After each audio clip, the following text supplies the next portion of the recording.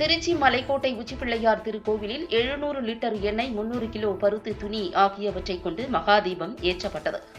ஆயிரக்கணக்கான பக்தர்கள் பக்தி பரவசத்துடன் தரிசனம் செய்தனர். தென் கைலாயம் என போற்றப்படும் திருச்சி மலைக்கோட்டை தாயுமானவர் சுவாமி கோவிலில் இறைவன் சுயம்பு மூர்த்தியாக மேற்கு பார்த்த நிலையில் லிங்க வடிவில் எழுந்தருளியுள்ளார். ரத்தினாவதி என்ற பெண்ணுக்கு சிவபெருமான் தாய் வடிவில் வந்து சுகப்பிரசவம் செய்த ஸ்தலம் என்பதால் தாயுமானவர் என்று அழைக்கப்படுகிறார்.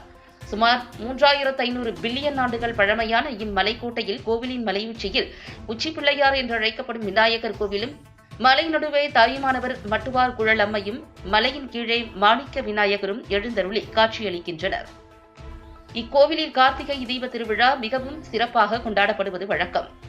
அந்த வகையில் காலை பரணி தீபம் ஏற்றப்பட்ட நிலையில் தாயுமானவர் சன்னதியில் இருந்து மாலை 5:30 மணிக்கு தீபம் ஏற்றப்பட்டு அங்கிருந்து தீபம் கொண்டு செல்லப்பட்டு தாயுமானவர் மட்டுவார் குழலம்மை உள்ளிட்ட பஞ்சமூர்த்திகளுடன் புறப்பாடாகி காட்சியளிக்க கொம்பு வாத்தியங்கள், சிவவாத்தியங்கள் முழங்க 273 அடி உயரமும் 417 படிகள் கொண்ட மலைக்கோட்டை தாயுமானவர் சன்னதி பிள்ளையார் கோவில் முன்பாக உள்ள உயரமான கோபுரத்தில் வைக்கப்பட்டுள்ள பிரம்மாண்ட கொப்பரையில் 700 லிட்டர் இலுப்பை எண்ணெய், நல்லெண்ணெய், நெய் ஆகியவற்றை ஊற்றி 300 மீட்டர் அளவுள்ள பருத்தி துணியால் ஆன மகா திரியிட்டு மகா தீபம் சரியாக மாலை 6 மணிக்கு வான வேடிக்கைகள் முழங்க ஏற்றப்பட்டது.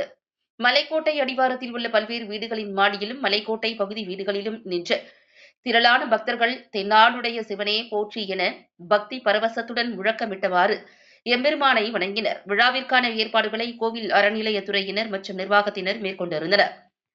மகாதீபம் ஏற்றப்படும் போது சிவாச்சாரியார்கள், உபயதாரர்கள் ஓதுவார்கள், இந்து சமய அறநிலையத்துறையினர் உள்ளிட்ட ஆயிரக்கணக்கான பக்தர்கள் பங்கேற்றனர்.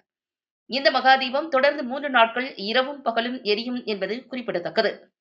கார்த்திகை தீப திருநாள் ஏற்பாடுகளை கோவில் உதவி ஆணையர் மற்றும் செயலாளர் அருள் செல்வன் உள்ளிட்ட பணியாளர்கள் சிறப்பாக செய்திருந்தனர்.